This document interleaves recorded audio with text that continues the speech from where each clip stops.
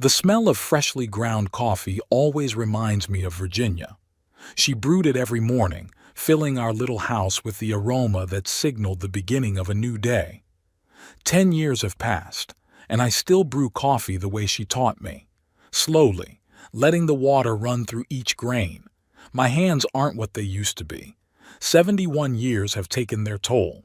My joints ache in the mornings, especially when it's humid. Today is just such a day in North Little Rock. The fog is rolling in over the Arkansas River, and my old back feels it. I glance at my watch, 5:30 in the morning. The old chef's habit of getting up before dawn hasn't gone away, even though I haven't stood at the stove in my restaurant in a long time, at least not every day. Old Wharf is what I called it 26 years ago, when the neighborhood was still an industrial area with a couple of rundown diners. No one believed a decent establishment could operate here. No one but Virginia and me. I poured coffee into my favorite mug with the cracked glaze.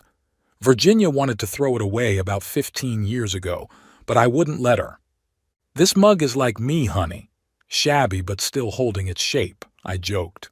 She laughed and then kissed my forehead, her hand smelling of lavender soap. The kitchen window overlooked the river. I used to live on the other side of town, but after Virginia died, I moved into the apartment above the restaurant. Merritt said then that it was pathetic, an old man living above his diner. If she knew how much that diner and that apartment overlooking the river cost, but I never told her. Why? To see how her attitude towards me would change? No, I'm too old for that kind of game. I finish my coffee and start packing. Even though the restaurant doesn't open until 11, I'm always there by 7 to check supplies and talk to the staff before the day begins. My closet is simple: dark pants, a light-colored shirt, comfortable shoes, and an old tweed jacket with elbow patches. Merritt calls me an old-fashioned poor man. Well, looks can be deceiving. I go downstairs and open the service entrance. The morning air smells like the river and wet asphalt. I love that smell. It reminds me of the beginning when I first opened Old Wharf and met every delivery at this very spot myself. "Good morning, Mr. A. Rowan Page, my chef and deputy, is already here, even though it's only 6:45. "Rowan, you're too early." I shake my head, but smile. This guy reminds me of myself when I was younger, just as obsessed, just as in love with the kitchen. "We have a big group for dinner tonight. Wanted to check the supplies." He helps me to the door, though I'm doing fine on my own. "I'm not an invalid kid," I grumble, but I don't mean it. "I know, sir. But my mom raised me to respect my elders." He smiles, and I see him as the son Virginia and I never had. "Rowan's been with me for 9 years. Came here as an inexperienced cook, and now he runs the kitchen better than I did when I was his age. If Merritt had any interest in my life, she'd know about him, but she's only been here twice in the last 5 years, and both times when she needed money. The restaurant is already bustling with activity. Jenny, our hostess, is arranging fresh flowers on the tables. Her hands move with the grace of a dancer. "Mr. Endicott, there's a vegetable delivery." She nods toward the back door. "Thank you, sweetheart," I reply, heading toward the warehouse. Tommy, our vegetable supplier, is already unloading boxes. He's a third-generation farmer, and his produce is the best around. "Birch, look at the tomatoes I brought in today." He holds one out to me, heavy and ripe. "Take a bite." I take a bite and the juice runs down my chin, sweet, with sourness. Perfect. "I'll take it all," I nod, and Tommy brightens. Moments like this are true riches. Not the money in the accounts or the property, but the taste of a perfect tomato and the smile of the man who grew it. By 8, the rest of the staff arrives. Our cooks, waiters, bartenders, many have worked with me for years. Some call me sentimental, but I prefer to think of us as a family, the kind of family I chose. "Mr. A, we have a problem with our reservation for tomorrow." Lori, our receptionist, approaches me. "The Hayes group is asking for a table for 6, but we're all booked up." My brother-in-law's last name makes me wince. Fletcher Hayes, a narcissistic turkey who treats me like a poor relative even though he's up to his eyeballs in loans. Merritt chose him for his status, not realizing that half of his stories about rich clients and powerful friends are fiction. "Are they planning to celebrate here?" I ask, hiding my surprise. "Yeah, they said it's for Mr. Hayes's promotion." Lori looks at me questioningly. What should I tell them, I wonder? My own daughter is going to celebrate at my restaurant without even realizing it's mine. Ironic. "Find a place for them, Lori, and don't tell them I'll be here." She nods without asking questions.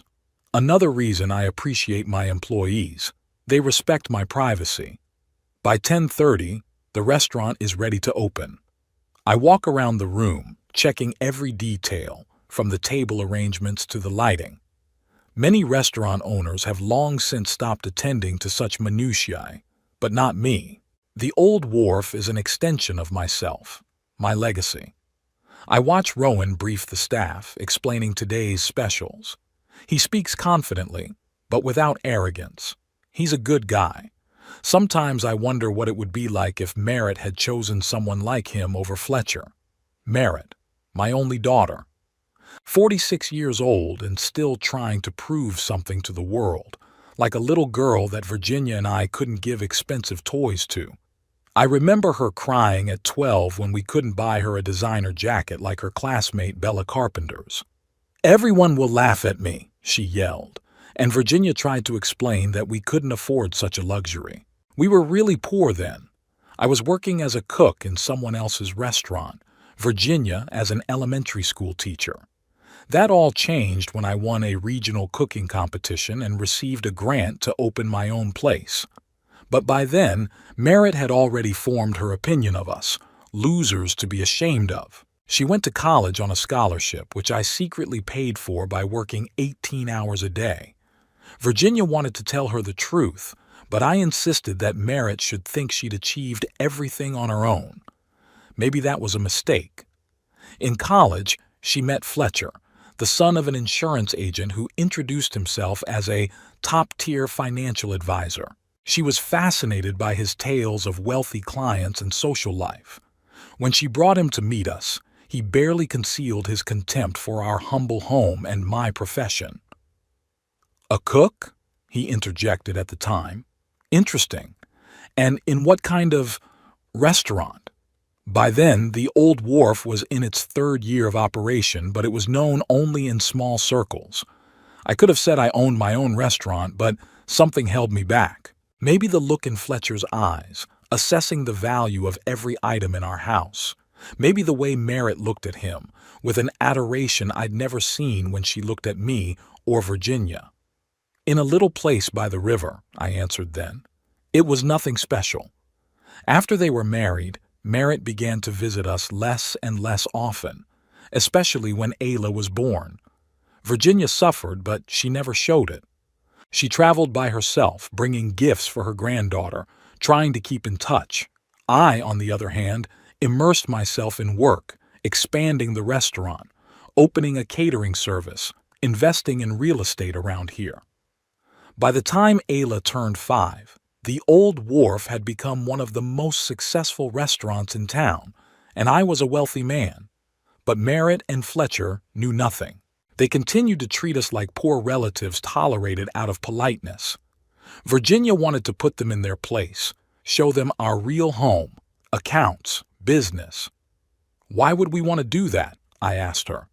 "So they'll love us for money? No. Let them treat us as we are. At least it's honest."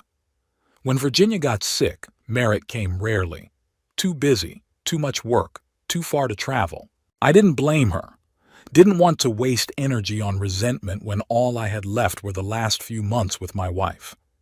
Virginia was fading before my eyes, but she worried about her daughter and granddaughter until her last day. "Promise me you won't leave them," she whispered to me that last night. "They're our blood, Birch, the only thing left behind." I promised, even though I knew Merritt didn't need me. She had structured her life to keep me on the periphery. After the funeral, she helped me sell the house. "It's too big for you alone, Dad. not knowing I had an apartment above a restaurant worth 3 times as much as that house. I gave the money from the sale to her, for Ayla's education. Fletcher wasn't happy. He was expecting more. Well, I wasn't going to dissuade him. "Mr. Endicott," Laurie's voice brought me back to the present. "The first guests have arrived. It's 11 o'clock. Time to open the doors." I nod and go to greet the guests, an elderly couple who come every Saturday for lunch. Mrs. Caldwell smiles at me. Her husband shakes my hand. "Birch, darling, how are you doing?" she asks, and in her eyes I see genuine concern. "Never better, Eleanor," I reply. And it's true. I have this restaurant, my people, my guests. I'm not a rich man in a $1,000 suit like Fletcher imagines. I'm just a man who's found his place in life. I escort the Caldwell couple to their table by the window. The day begins. My daughter and her family are coming here tomorrow, and they won't even know they're eating at their poor father and grandfather's restaurant. Ironic? Yeah. Does it hurt? Sometimes. But that's the life I've chosen. Through the glass doors of the restaurant, I can see the city waking up. North Little Rock has never been big or bustling, but in recent years it's been changing, becoming more vibrant. And so have I myself. Who would have thought a 70-year-old widower could feel more alive than ever? My gaze stops on a picture of Virginia hanging in an inconspicuous corner of the bar. She's smiling that special smile that was always just for me. I kept my promise, sweetheart, I think. I didn't leave them behind, just doing it my way. The phone call rang in the middle of the afternoon as I was going over the invoices in my office. Merritt's name popped up on the screen. She rarely called, usually when she needed something, so I braced myself for another request for money. "Yes, Merritt," I answered, trying to keep my voice neutral. "Dad," her tone was businesslike, as if she were talking to an unfamiliar customer. "It's Ayla's birthday in 3 days. 23 years old. We're having a little dinner on Thursday, 7 o'clock at night. She's asked that you come too." She asked. Not, "We want you to come." Not, "We'd love to have you." No, my granddaughter asked, and my daughter fulfills it as an unpleasant obligation. "Of course I'll come," I replied, not showing how I was hurt by her tone. "Thank you for the invitation. Just please don't be late like last time," she added. She faltered. "I don't need any extravagant gifts. You know these are difficult times for everyone." It was her way of reminding me of my modest financial situation, as if I could forget the role I had played all these years. "Don't worry," I said. "Nothing extravagant." "Good." She was clearly in a hurry to end the conversation. "I'll see you Thursday then. Bye, Dad." She hung up before I could say goodbye. Typical of Merritt. Always in a hurry, always feeling like talking to me was a waste of her precious time. I leaned back in my chair, staring at the picture of Ayla on my desk. A picture from 5 years ago when she graduated from college. I hadn't been to her graduation. Merritt had told me that seating was limited, and they'd called Fletcher's parents because they'd helped with the tuition. In fact, half of the tuition was covered by me through an anonymous trust fund I set up for my granddaughter, but only my attorney and I knew about it. Sighing, I opened the bottom drawer of my desk and pulled out a small velvet box. Inside was an antique brooch, a silver lily with a small pearl in the center. It had belonged to my mother, and before her, to my grandmother. Virginia had kept it for Merritt, but our daughter had never shown any interest in old-fashioned trinkets. Now I've decided to give it to Ayla. She probably won't appreciate it either, but it's the last family heirloom I have left. I closed the restaurant earlier than usual on Thursday, leaving Rowan to handle the final details. Merritt and Fletcher's house was in an upscale neighborhood, a 3-story brick mansion with columns and a manicured lawn. They'd bought it 3 years ago with a huge mortgage. Fletcher boasted that it was an investment in the future, but I knew from my banker, who was also Fletcher's banker, that they were barely keeping up with the monthly payments. Pulling up to the house, I parked my old Toyota between Fletcher's gleaming Lexus and some sports car, probably belonging to one of their guests. My car looked out of place in that driveway, as did I myself at their parties. I put the box with the brooch in the inside pocket of my jacket, next to an envelope that contained a check for a substantial sum of money, my real gift to Ayla that no one would ever know about. The money would go to the same trust fund she didn't even know existed. The door was opened by Ayla herself. Her blonde hair was gathered into an elegant style, and her eyes flashed something like genuine joy when she saw me. "Grandpa!" She hugged me lightly, and I smelled the scent of expensive perfume. "You've come." "Of course I came," I smiled. "Happy birthday, sweetheart." I handed her a small bouquet, nothing fancy, just the white lilies that Virginia had always loved. "Thank you. They're beautiful." Ayla took the flowers, and for a moment I saw my late wife in her, the same tilt of her head, the same genuine smile. "Is Daddy here?" Merritt's voice from the back of the house shattered the moment. She appeared in the hallway, dressed in an elegant black dress that I was sure cost more than she could afford. "Hello, Merritt." I stepped forward to hug her, but she limited herself to a formal kiss on the cheek. "You're just in time," she said in a tone that was rare. "Come on in. Everyone's already gathered." I followed her into the spacious living room where a group of well-dressed people stood with glasses in their hands. Fletcher, in a suit that screamed of its expensiveness, was talking to two men about his own age. When he saw me, he feigned a smile that did not touch his eyes. "Ah, Birch," he approached, extending his hand. "Glad you were able to get out." Get out. It was like I was living in the middle of nowhere instead of downtown. "Thanks for the invitation, Fletcher." I shook his hand, sensing the falseness in his shake. "Let me introduce you to my colleagues," he gestured to the men.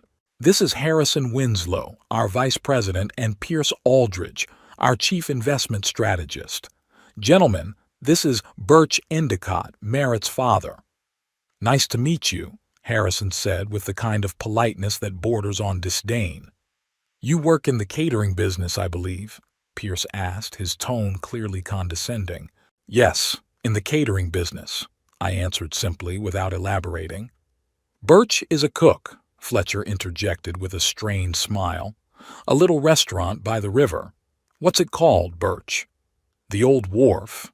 "The Old Wharf," I corrected, wondering how he'd managed to forget the name of the place where his wife had grown up. I often took little Merritt into the kitchen with me, teaching her how to bake cookies and make pasta. But I guess those memories weren't worth keeping. "Right." Fletcher waved his hand nonchalantly. "Harrison just bought a steak in Blue Harbor, you know, that new upscale restaurant on River Drive. Terrific place. You should stop by sometime. Although," he grinned, "it's pretty expensive." Blue Harbor had only been open a month and was a direct competitor to the Old Wharf. Only their chef couldn't match Rowan's, and the interior was too pretentious for the local crowd. I knew from my suppliers that they were already struggling financially. "I've heard of it," I said neutrally. "I hope it's a good investment." Harrison smiled smugly. "Oh, it certainly is. We're already getting offers from several restaurant groups looking to buy franchises." I knew that was a lie. No one would buy a franchise of a restaurant that hadn't yet proven to be profitable, but I just nodded, maintaining an expression of polite interest. "Dad," Merritt walked over and took me under her arm. "Let me show you where you're sitting." She took me to the far end of the long dining table, obviously as far away from the center as possible, where Ayla and the important guests were supposed to sit. "Here?" I asked, pointing to the card with my name on it. "Yes." She adjusted the flower arrangement on the table. "I thought you'd be more comfortable here. Not as noisy. In other words, away from everyone so I don't embarrass them with my presence." "Of course," I agreed. "Very thoughtful of you." Merritt looked at me suspiciously, trying to see if I was being sarcastic, but I kept my expression neutral. "I'll be right back," she said, noticing that new guests had entered the room. I was alone, watching Merritt and Fletcher greet an older couple, apparently Fletcher's parents, judging by the resemblance. Mr. Hayes was a tall, statuesque man with silver temples, his wife a well-groomed woman with a strained smile and perfect posture. They hugged Ayla, handing her a large gift box. I hadn't met them since Merritt's wedding 25 years ago. Back then, they hadn't even tried to hide their disappointment at their son's choice. "A teacher and a cook," I heard Mrs. Hayes whisper to one of the guests. "Fletcher was always too generous." "Grandpa?" Ayla came up to me with a glass in her hand. "Don't you miss me?" "Not now," I smiled. "Happy birthday again. 23 is a wonderful age." "Thank you." She sat down next to me. "I'm sorry about, Mom and Dad. They just—" "Don't apologize," I interrupted gently. "It's okay. I'm glad I could make it." She smiled, and there was something genuine in that smile, not like her parents' polished smiles. "I'm glad you came too. We don't get to see each other that much." "It's my fault," I lied, not wanting to turn her against her parents. "I've been working a lot." "At that restaurant? Still?" she asked with slight surprise. "You're already— how old? 71? "Yes, still there," I nodded. "And yes, 71. But work keeps me in shape." "I guess." She looked at me thoughtfully. "I've never been to your restaurant. It's weird, isn't it?" "A little," I agreed, suppressing the urge to tell her the truth. "Maybe you could stop by sometime?" "Maybe," she shrugged, but I could see it was unlikely. The Old Wharf was a place her parents didn't talk about in their social circle. "I have something for you," I said, pulling out a velvet box. "This belonged to your great-grandmother and her mother before her." Ayla opened the box with interest. The brooch sparkled in the light of the chandelier, the pearl glowing softly. "Wow," she exhaled, gingerly touching the silver petals. "It's beautiful." "Your grandmother Virginia wanted the women in our family to have it," I said quietly. "Now it's yours." "What's going on here?" Merritt sprang up beside us, her gaze immediately falling on the brooch. "What is it?" "My grandfather gave me a family jewel." Ayla showed her the brooch with admiration. "It belonged to her great-grandmother." Merritt took the box from her daughter's hands, examining it critically. "It's just an old trinket," she said, and I saw Ayla's smile fade. "The silver is tarnished, and the pearls are probably fake." "They're real pearls," I objected calmly. "And silver can be cleaned." "Papa," Merritt lowered her voice as if she was afraid someone might hear. "I appreciate you wanting to give me a gift, but Ayla is 23. She's a modern girl. She's not going to wear such antique things." "Actually, I like it," Ayla intervened, taking the brooch from her mother. "It's unique, and it has a history." Merritt pressed her lips together, clearly unhappy that her daughter didn't support her. "Well, if you like it, but don't expect to wear it to any decent event. It's too old-fashioned." "I'll wear it whenever I want," Ayla said firmly, and I saw a glimmer of character in her that her parents couldn't quite suppress. Merritt was about to reply, but she was interrupted by the clinking of glasses as Fletcher called everyone to the table. "It's time for dinner," she said with a strained smile. "Ayla, dear, your place is in the center. Daddy, you're over there at the end of the table." I nodded and headed to my seat, feeling Ayla's gaze on me. I knew Merritt would try to minimize my interaction with her granddaughter during the evening, but I was glad for even this brief conversation. The dinner was exquisite but bland, like most things in Merritt and Fletcher's home.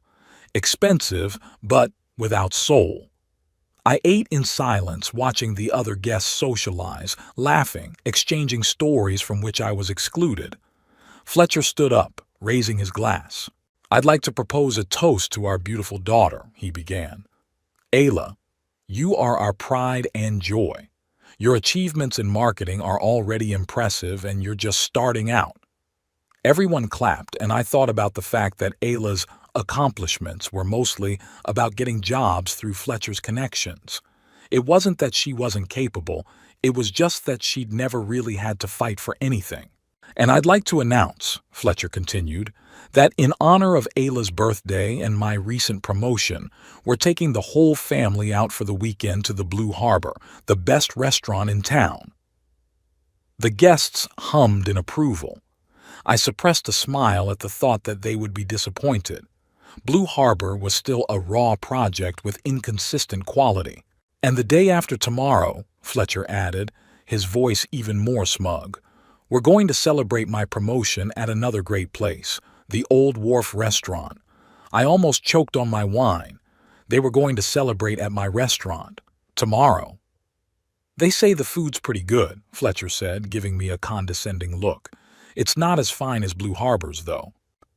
I've heard good things about the Old Wharf, said one of the guests, an elegant, middle-aged woman. Didn't their chef win some prestigious award last year? Yes, he did, I confirmed, not specifying that Rowan had been named best chef in Arkansas by the most respected culinary magazine. Were you there, Dad? Merritt asked with slight surprise. Sometimes, I answered evasively. Wow, she looked a little puzzled. I didn't know you could afford places like this. Oh, I didn't say I eat there, I smiled. I just go in once in a while. Fletcher laughed, and his laughter was echoed by the other guests, obviously finding it amusing that someone like me could be a customer at a decent restaurant. Anyway, he raised his glass even higher. Here's to Ayla, to her bright future. To Ayla, the guests echoed. I raised my glass too, meeting my granddaughter's gaze across the table. She smiled weakly at me, and in her eyes I saw something like an apology. When dessert was eaten and coffee was served, I decided I had done my social duty and could leave. I quietly stood up and walked over to Ayla, who was talking to a young man, judging from their interaction, her boyfriend. Ayla, honey, I have to go, I said. I have to get up early tomorrow. Oh, you're leaving already? She looked a little disappointed. Thanks for coming, Grandpa, and for the brooch. It's really special. She hugged me, and for a moment I felt that there was a real connection between us despite Merritt's best efforts. Is Birch leaving? Fletcher appeared beside us, his face flushed from the wine he'd drunk. So soon? We haven't even cut the cake yet. I have to work tomorrow, I explained. Thanks for the invitation. Work? Work? He shook his head with exaggerated sympathy. At your age, you still have to work. Merritt and I hope to be retired by the time we're 60. We have a solid pension fund, you know. I knew that their solid fund barely covered their monthly expenses, but I didn't say anything. Some of us like working, I said simply. Sure, he patted my shoulder condescendingly. Well, I'll see you someday. Merritt didn't even come out to see me off. Ayla walked me to the door, gave me another hug, and promised to call soon.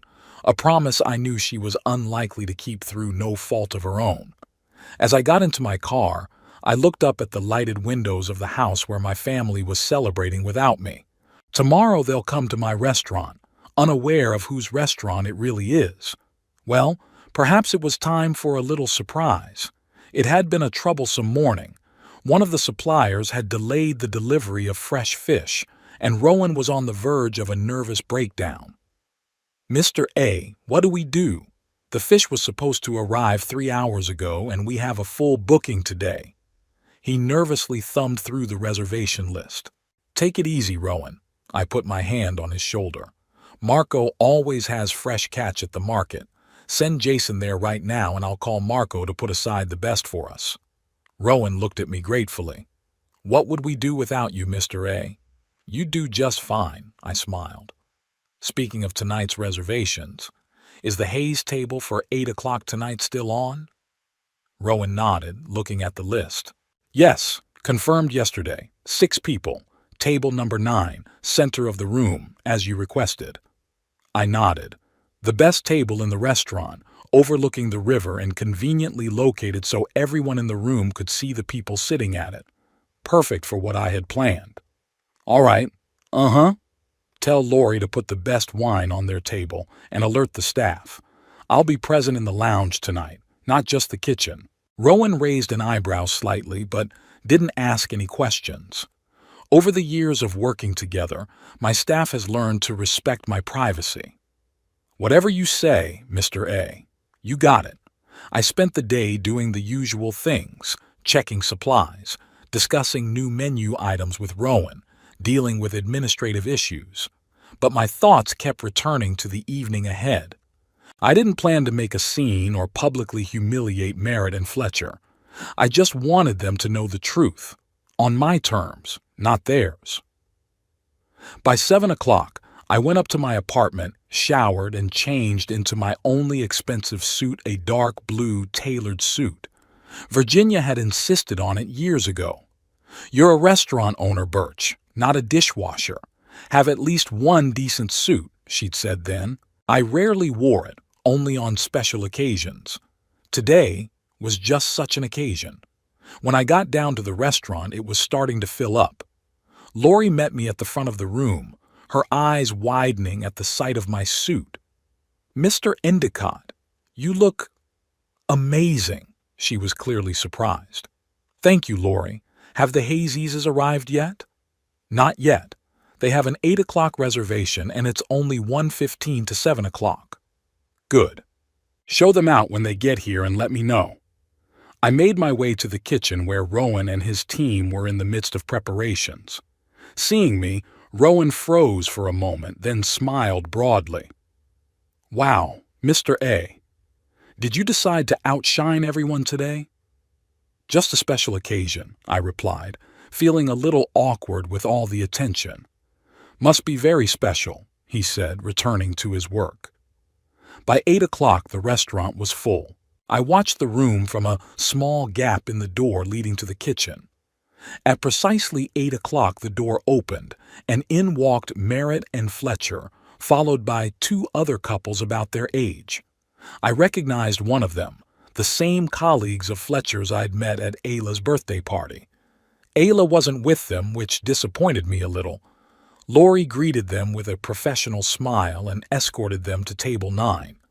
Fletcher walked with an air of importance as if he owned the place, and Merritt looked around with that special mixture of criticism and admiration she always displayed in places she considered status.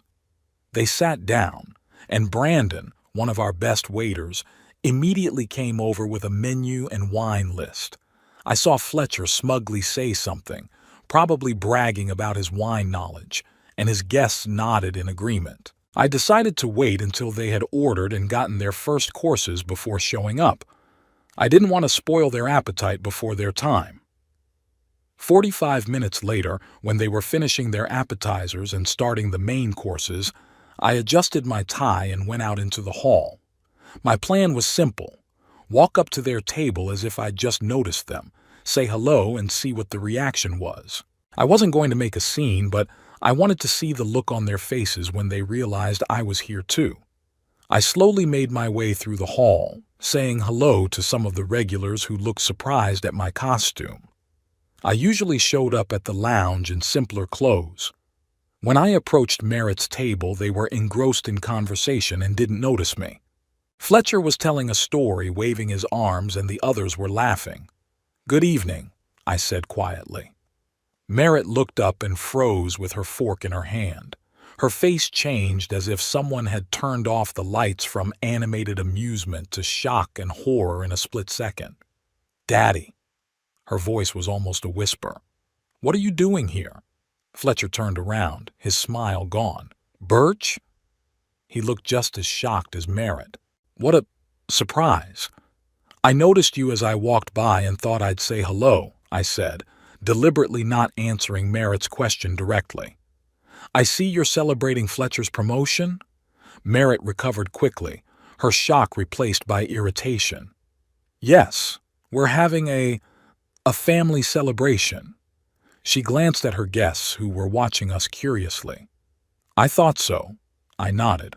"I'll leave you to it." I was about to move away, but Merritt stood up suddenly. "Daddy, can I talk to you for a minute?" She nodded toward the corridor leading to the restrooms. I followed her, feeling the stares of everyone at the table.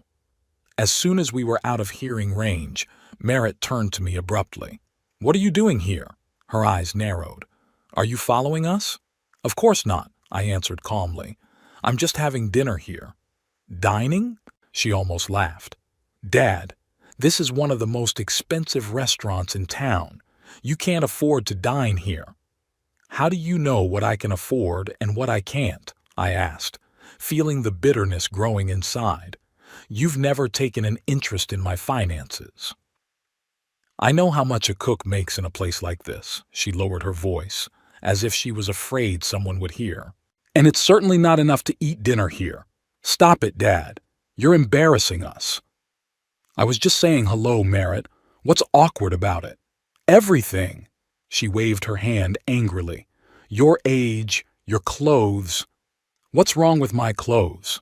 I pointed to my suit. "It's Armani, by the way." She looked at me incredulously. "Where did you get the money for Armani?" "Maybe I'm not as poor as you think," I replied, feeling my patience wearing thin. "Stop it, Dad." She shook her head. "I've seen your apartment, your car. You're living on a pension and a cook's salary. Please go away. We're celebrating an important event and you're ruining it." I looked at my daughter and saw a stranger in front of me. Where is the little girl who asked me to read to her at bedtime? Who was proud when I taught her how to make her first pancakes? Who cried on my shoulder when she broke her knee? "Okay, Merritt," I said at last. "I'll leave. I won't ruin your evening." I turned to leave, but she grabbed my arm. "Wait." Her voice softened. Did you order yet? Did you pay?" I realized what she was worried about. Not that I'd leave upset, but that I might have trouble paying the bill. "Don't worry about my finances, Merritt," I said coldly, releasing my hand. "I'll manage somehow." I headed back into the lounge, not toward the exit, but toward their table. Something clicked inside me, decades of suppressed bitterness and frustration. Maybe it was time to set the record straight. Merritt hurried after me, clearly concerned about what I was about to do. I walked over to their table and stood where I could see everyone. "I apologize for the interruption," I said politely. "I just wanted to wish everyone a pleasant evening." Fletcher forced a smile. "Thank you, Birch. Are you, leaving already?" "No," I smiled. "I'm not done here yet." Merritt, who was standing next to me, suddenly grabbed my elbow. "Dad, please," she hissed. "You're embarrassing us." "I'm embarrassing you?" I turned to her, feeling something break inside me. "By coming over to say hello to your own daughter? By pretending to be someone you're not?" Her voice became harsh. "You can't afford this place. A simple man like you—" She faltered, realizing she was speaking too loudly. People at the neighboring tables started to turn around. "Speak up, Merritt," I said quietly. "A simple man like me, what?" "Shouldn't be here," she finished, her face red with anger and embarrassment. "Go away. You're embarrassing us." There was silence for a moment. I watched Fletcher's guests squirm awkwardly in their seats, not knowing where to avert their eyes. Fletcher looked at me with a strange satisfaction, as if he'd always expected me to be in this humiliating situation. "As you wish," I said at last, standing upright. "Have a good evening." I turned and headed not for the exit, but across the hall to the inconspicuous door that led to my office. Out of the corner of my eye, I saw Merritt watching me with a puzzled look. In my office, I sat down at my desk and took a deep breath. My hands trembled slightly, not from fear or shame, but from adrenaline and anger. I never thought it would come to this, that my own daughter would publicly disown me. The intercom on the desk lit up, and Laurie's voice came through the speaker. "Mr. Endicott, we have a little situation." "I know, Laurie," I interrupted her. "I created this situation myself." "What am I supposed to do about, table 9? I thought for a moment. "Serve them as usual. Let them enjoy their evening. When it's time for the check, give it to me." "If you say so, sir." I leaned back in my chair, looking at the monitors of the surveillance cameras set up in the room. On one of the screens I could see Merritt's table. She had returned to her seat, but she looked tense. Fletcher was saying something to her, probably trying to smooth over the awkwardness in front of the guests. The others pretended nothing had happened, but their laughter and conversation seemed strained. An hour later, as they finished dessert and coffee, I saw Brandon approach their table with a billfold. Fletcher held out his hand nonchalantly, but Brandon, as I'd instructed, softly addressed Merritt. "Madam, Mr. Endicott asked me to tell you that the bill is paid." Merritt looked puzzled. "Mr. Endicott?" she repeated. "You mean my father?" "Yes, ma'am." Brandon nodded. "Mr. Birch Endicott." "But how could he have paid?" Her face expressed utter bewilderment. "As the owner of the restaurant, madam," Brandon replied calmly, "Mr. Endicott has owned the old wharf for 26 years. I watched Merritt's face change from bewilderment to shock, from shock to disbelief, and finally to realization. She turned to Fletcher, who looked equally stunned. "There must be some mistake," Fletcher said, looking at Brandon incredulously. "Birch is a cook. He can't be the owner." "There's no mistake, sir." Laurie walked over to the table, having heard the conversation. "Mr. Endicott is the founder and sole owner of the old wharf. He is also the recipient of 2 Michelin stars and several national culinary awards." I've seen their guests exchange glances, a mixture of surprise and awkwardness. One of them, Harrison I think, leaned over and whispered something to his wife. "Where is he?" Merritt's voice was barely audible through the camera microphone. "In his office, ma'am," Laurie answered. "If you wish, I can show you out." Merritt stood up, her face pale. "Yes, please." I turned off the monitor and straightened up in my chair. A moment later there was a knock on the door and Laurie looked in. "Mr. Endicott, your daughter wants to talk to you." "Let her come in." I nodded. Merritt entered alone, leaving Fletcher and their guests in the hall. She stopped in the middle of the room, looking around. My office was spacious and elegant leather armchairs, an antique desk, walls hung with pictures of the restaurant over the years, and of course, my awards and diplomas. "All this time," she began, her voice shaking, "do you own this place?" "Yes," I answered simply, "since it opened." "But why didn't you ever tell us?" She looked lost, like a child who'd learned that Santa Claus didn't exist. "Did you ever ask?" I answered with a question. "Have you ever been interested in my life, Merritt? My work? My accomplishments?" She was silent, and I could see the different emotions struggling in her eyes: shock, disbelief, embarrassment, and maybe, somewhere deep down, shame. "All this time," I continued, "you and Fletcher have treated me like a poor relation, tolerated out of politeness. You were ashamed of me in front of your friends. You thought I lived on a pittance, and even that seemed too good for me." "I didn't—" She hesitated. "I wasn't ashamed of you. I just what, Merritt?" I got up from the table. "Just thought I wasn't good enough for your world? What does it mean to be a mere man who shouldn't be here?" She lowered her eyes. "That's not what I meant." "No, that's exactly what I meant." I walked over to the wall of pictures. "Look at this. Here's me and your mother at the restaurant opening. Here's me getting my first Michelin star. Here's a picture from the New York Times when they named Old Wharf one of the 10 best restaurants in the South. All of this happened while you were growing up. And not once, you never once asked me what I really did.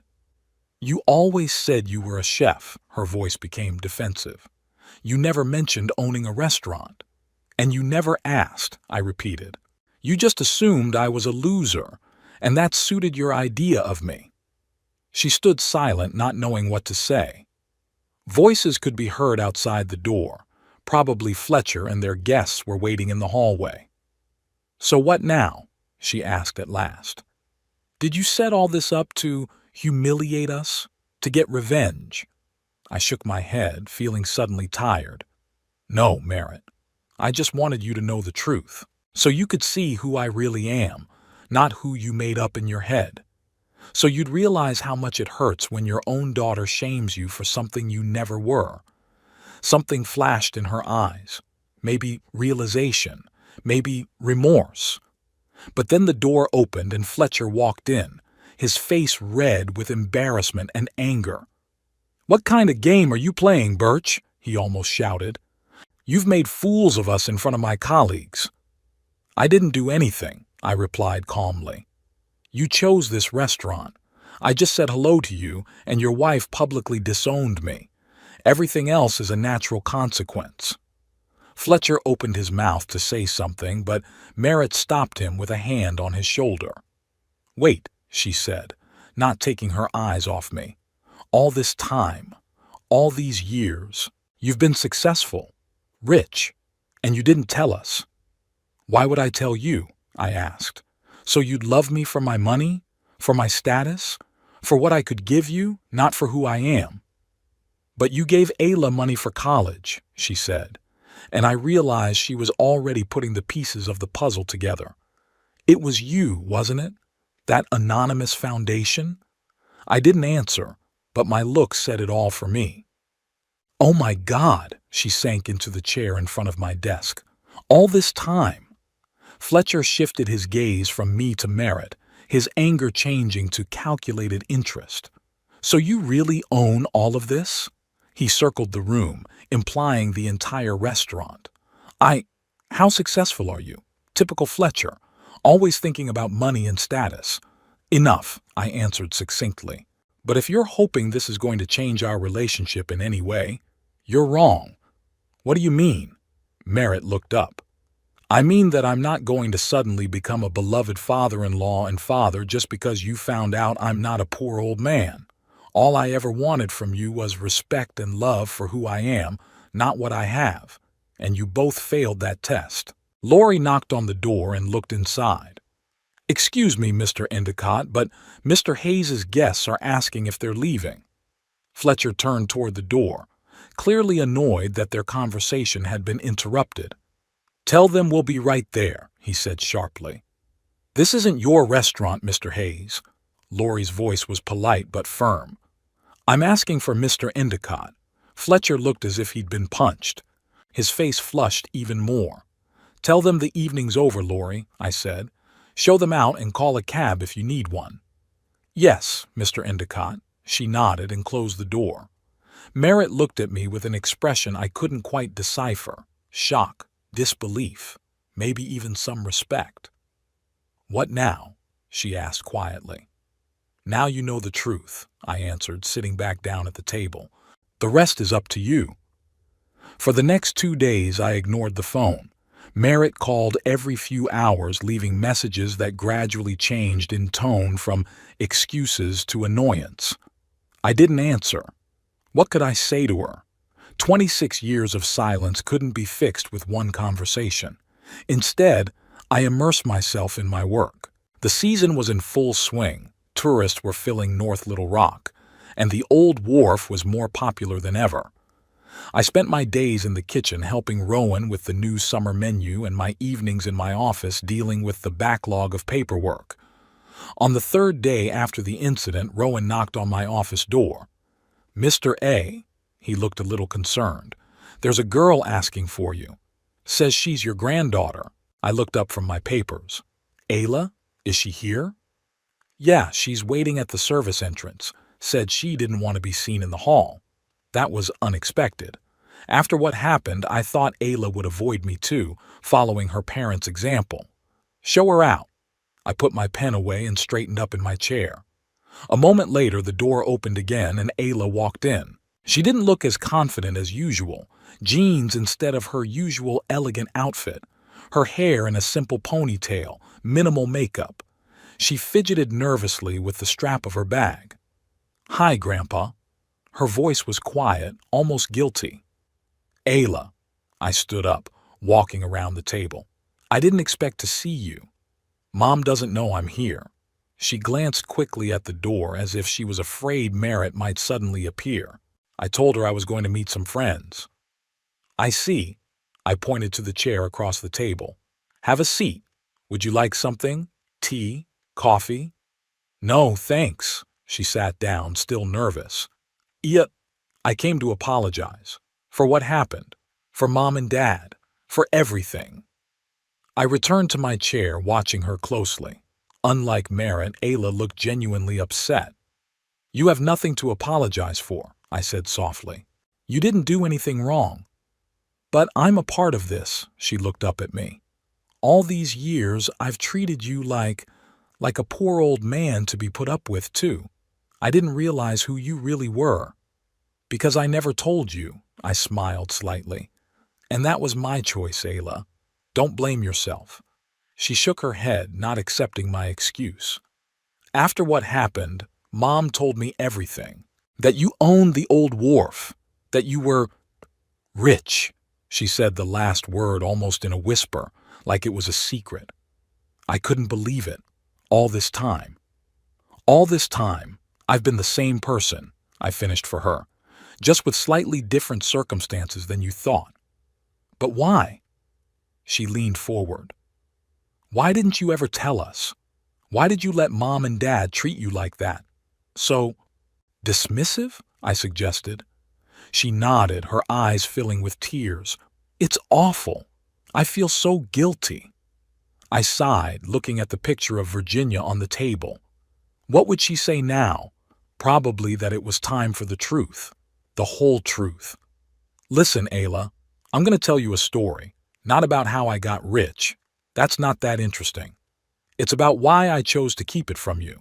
I got up and walked over to the little bar in the corner of the study. Sure you don't want anything? I have some excellent apple cider. Non-alcoholic, I added, seeing her hesitation. Okay, she smiled weakly. Cider sounds good. I poured 2 glasses and returned to the table, handing one to her. When I was young, about your age, I worked as an assistant cook in a small restaurant in Memphis. It didn't pay much, but I loved to cook. That's where I met your grandmother Virginia, I smiled at the memory. She was a waitress, working part-time during the summers between semesters at college. The prettiest girl I'd ever seen. And smart.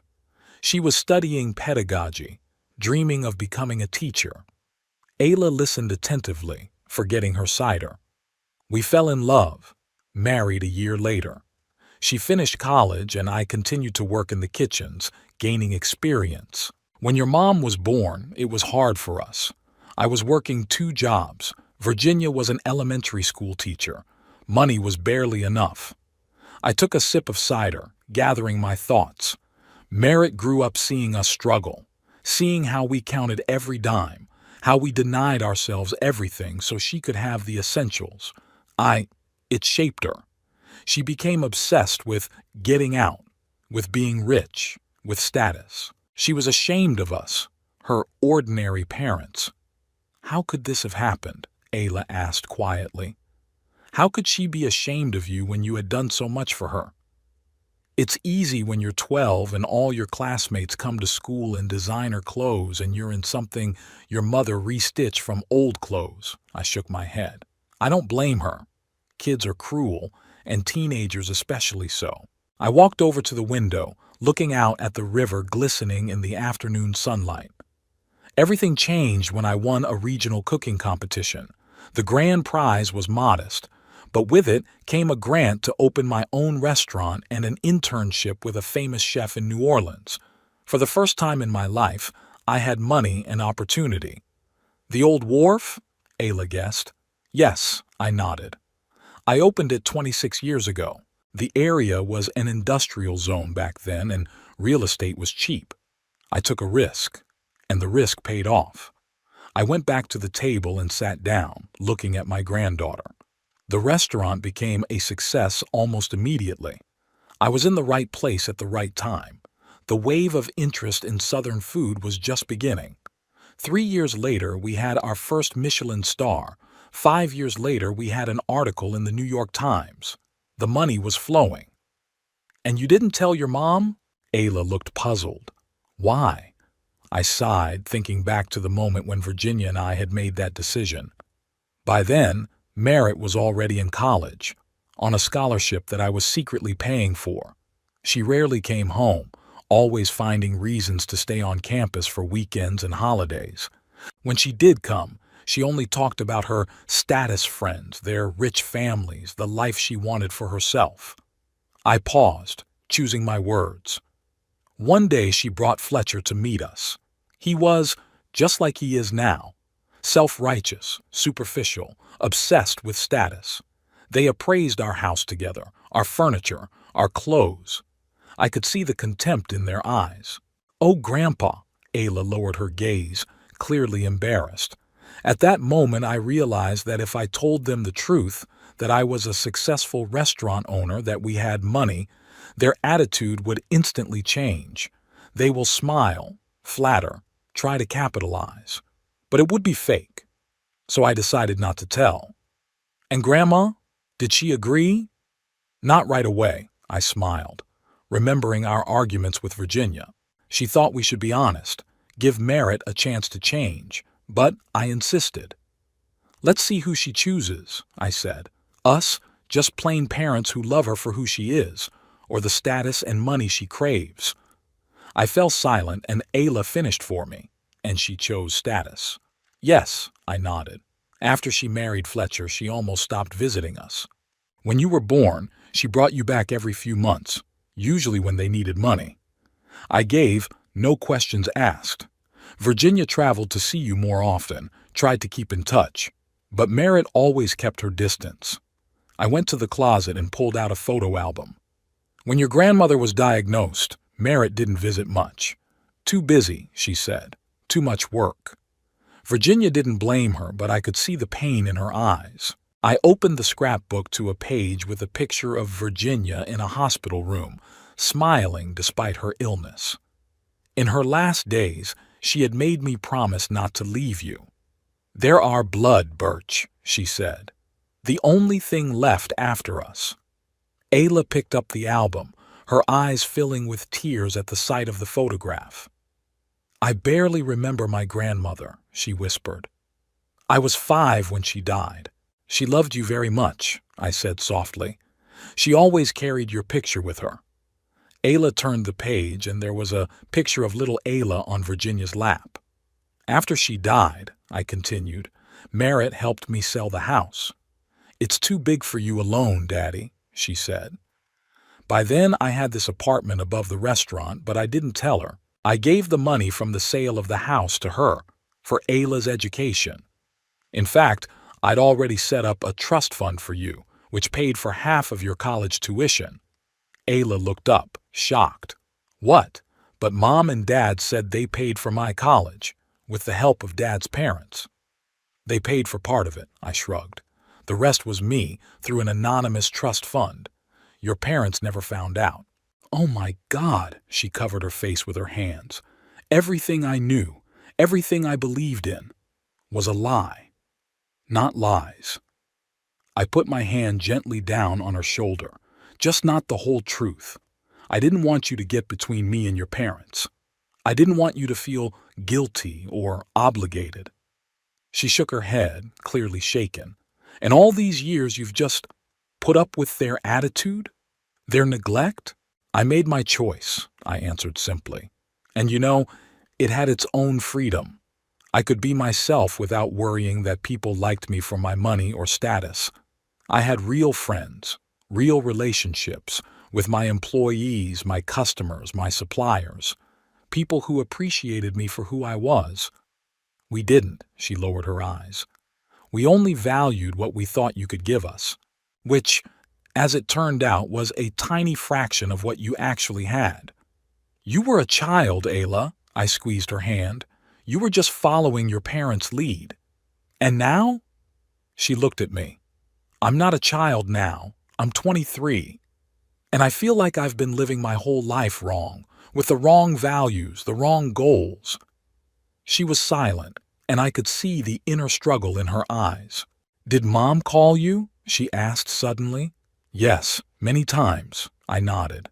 I didn't answer. "And rightly so," she pressed her lips together. "You know what she said when we got home after that dinner? 'Can you believe your grandfather was rich all this time and hid it from us, to think how much he could have done for us?' I chuckled bitterly, but I wasn't surprised. It was so like Merritt. And what did Fletcher say? He was furious. Ayla shook her head. Not because of the way they treated you, but because you tricked them. Like you were obligated to tell them about your money so they could, I don't know, use you? And what do you think about all that? I asked, watching her closely. She thought for a moment, then raised a clear gaze to me. I think you were right to hide the truth. And I think Mom and Dad's reaction just proves it. They're not remorseful for the way they treated you. They're just angry that they missed out on an opportunity to take advantage. I felt a surge of pride in my granddaughter. Despite her upbringing, she retained the ability to see the truth. What are you going to do now? I asked. I don't know, she admitted honestly. I can't look at my parents the way I used to. Not after what I found out. But I can't just walk away. You don't have to, I shrugged. They're your parents, whatever they are. I never wanted you to turn your back on them because of me. It's not about you, she shook her head. It's about who they are.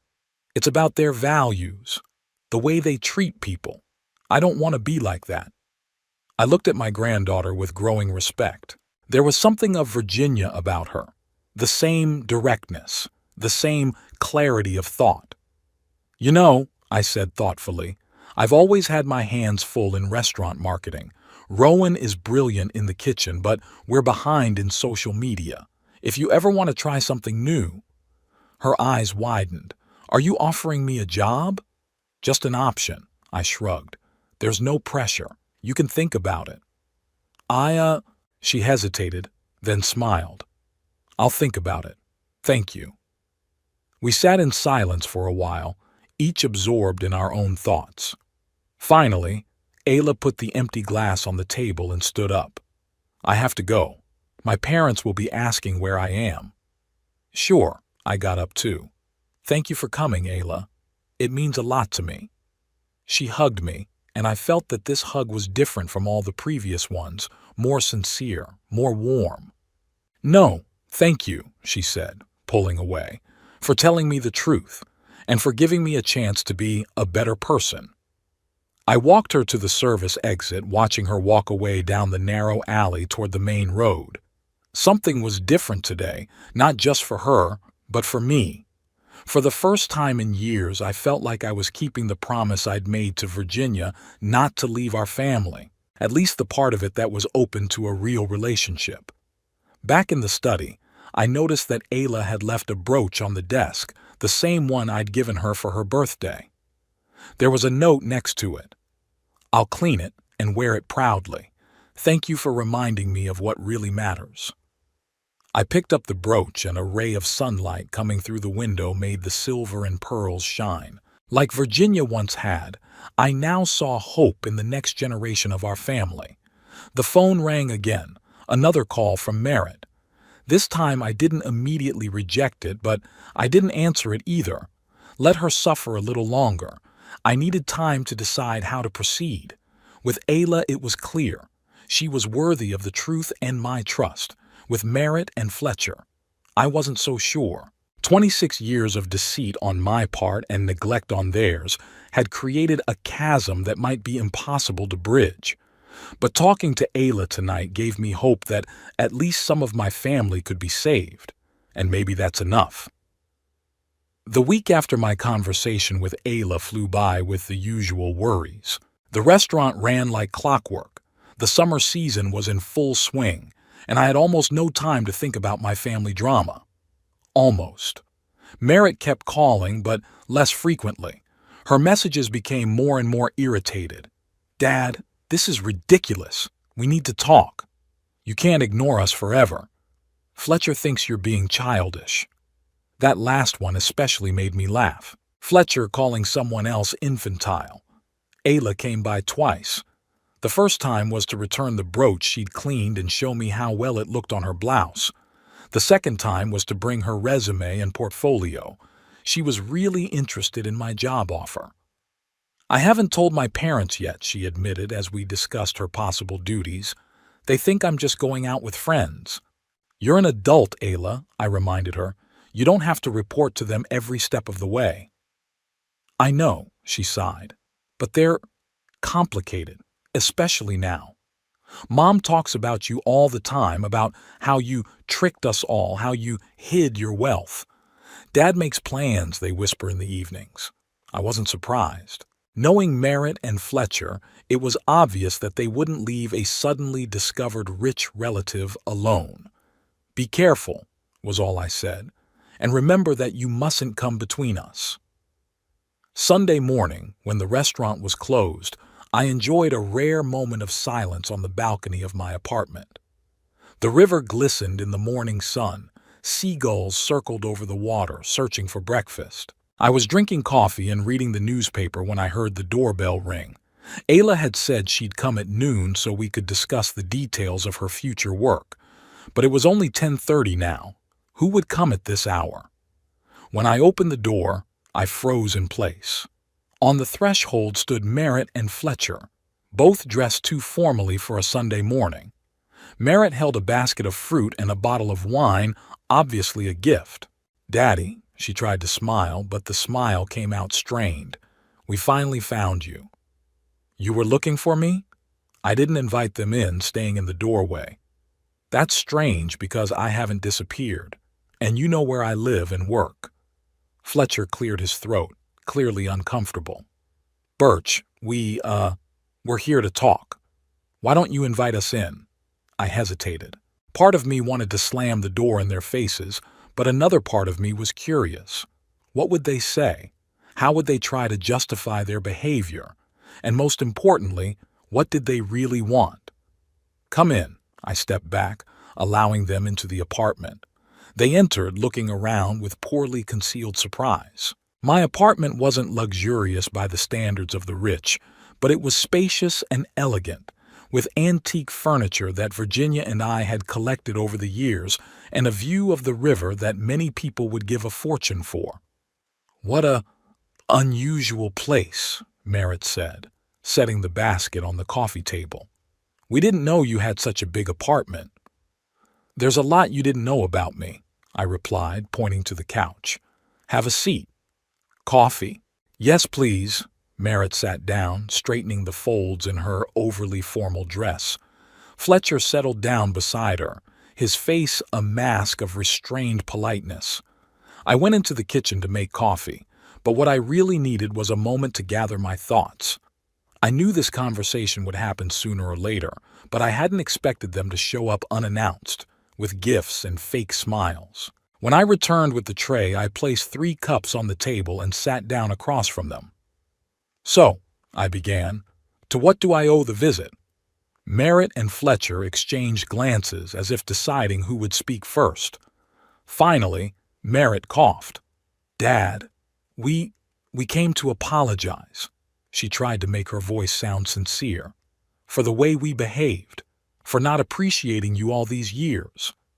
And for that incident at the restaurant," Fletcher added.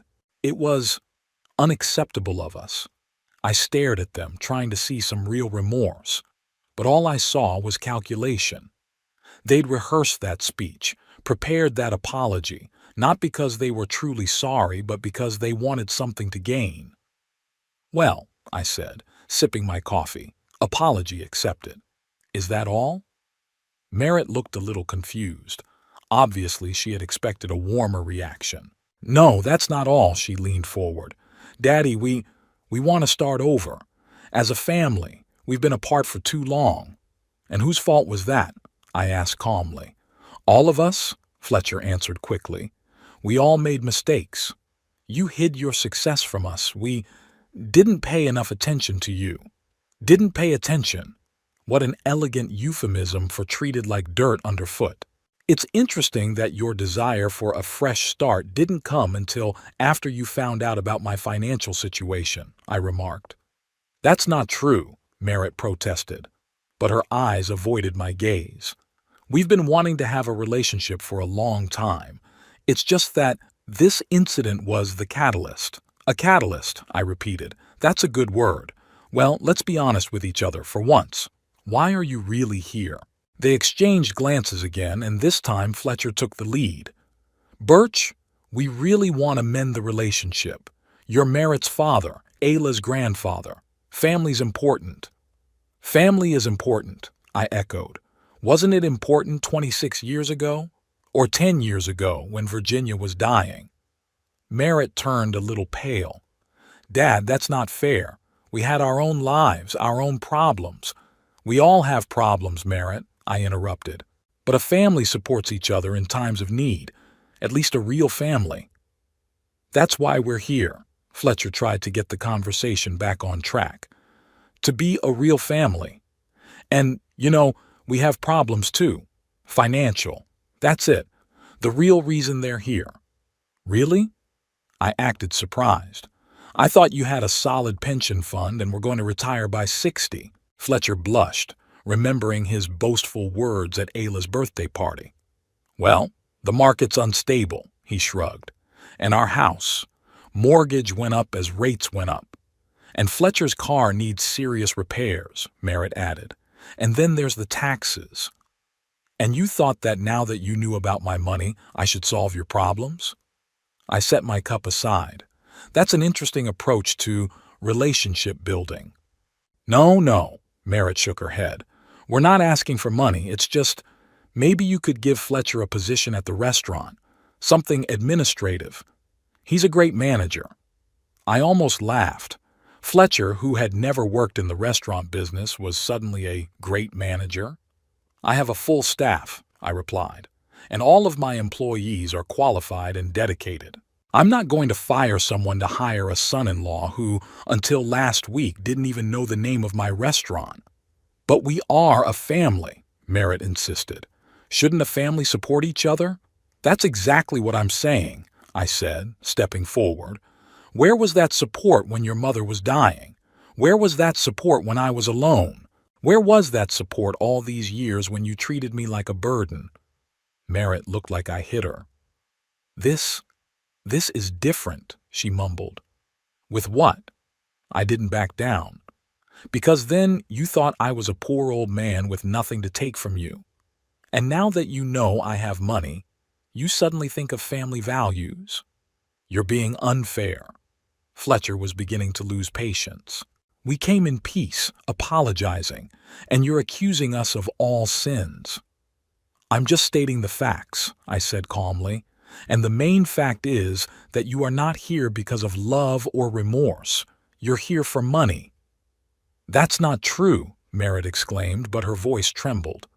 Then prove it, I shrugged my shoulders. Leave now. No money, no job, no promises of financial help. Just walk away and think about whether you want a relationship with me, a human being, not a wallet. They were silent, clearly unprepared for this turn. Do you want us to leave? Merritt looked confused. I want you to be honest, I answered. For once in your life, you came for the money. Admit it, and we can move on. Fletcher was the first to break the silence. Okay, he said abruptly. Yes, we were hoping for financial help. Is that so terrible? You're rich, we're stranded. You could help if you wanted to. Fletcher, Merritt hissed, but it was too late. No, let him speak, I nodded. At last we were getting to the truth. Fletcher, seeing that the mask of politeness was no longer necessary, continued with growing irritation. Yes, we're in debt. Yes, we need money. But you know what? It's your fault too. If you had been honest with us from the beginning, if you hadn't played those silly hide-and-seek games with your wealth, we could have avoided a lot of problems. How? I was genuinely curious. Would you have lived off me? We would have made better financial decisions, he parried, knowing that we had support, that we don't have to show off to everyone we meet, proving our status. So the problem isn't that you're living beyond your means, but that I haven't told you about my money? I shook my head. Interesting logic. Listen, Birch. Fletcher leaned forward, his face red with anger. You've been playing us. All these years you've watched us struggle and done nothing. You could have helped Merritt with the business, could have given Ayla a better education, I gave Ayla a better education, I interrupted him. I paid for half of her college through a trust fund. What? Fletcher looked stunned. What? You heard me, I shrugged. While you were telling everyone what generous parents you were, I was quietly paying the bills. No recognition, no thanks. Because I cared about Ayla, not what people would think. Merritt covered her face with her hands. I can't believe it, she muttered. All this time. Yes, all this time, I stood up, signaling that the conversation was over. Now, if you really want a relationship with me, start by being honest. Admit that you've treated me horribly, that you didn't come here today for reconciliation, you came here for money, and maybe then we can start something new, but not before. Fletcher stood up too, his face contorted with anger. You think you're so righteous, so morally superior. You've been lying to us for 26 years. 26 years of pretense and manipulation. I didn't lie, I objected calmly. I just didn't tell the whole truth, and I did it to see who you really are. Well, now I know. Come on, Merritt. Fletcher grabbed her arm, lifting her off the couch. Your father is obviously not interested in reconciliation. He just wants to continue his games of moral superiority.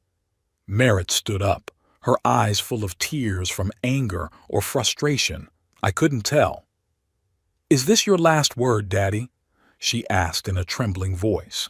Won't you help us? I looked at my daughter, and for a moment I saw in her the little girl I had once carried on my shoulders, who I taught to bake cookies, the one I read bedtime stories to.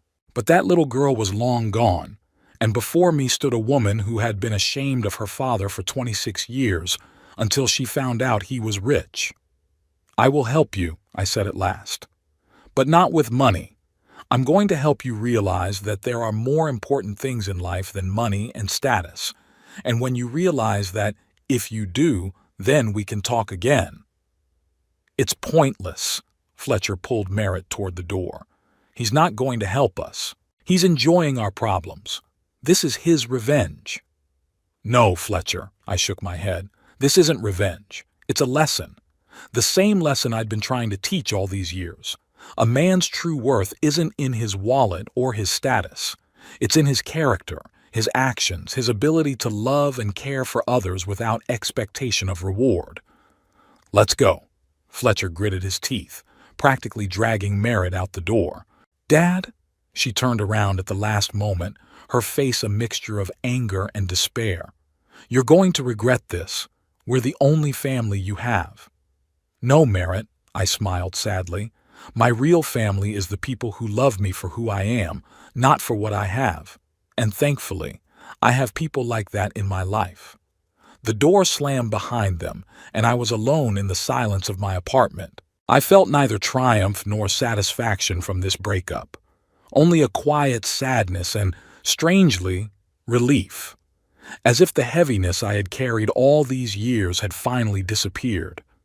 Ayla came 2 hours later, as we had agreed. I didn't tell her about my parents' visit. I didn't want to embarrass her. Instead, we discussed her future job at the restaurant, her ideas for revamping our social media presence, and possible collaborations with local farmers for special events. You look different today, Grandpa, she remarked at one point. Did something happen? Just made an important decision, I replied.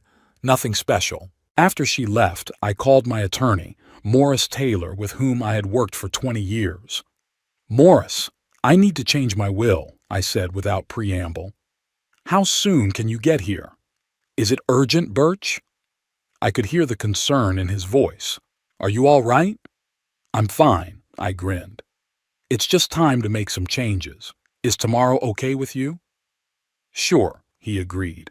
I'll be at your office at 10. The next day, Morris arrived right on time with a briefcase full of papers and a worried look on his face.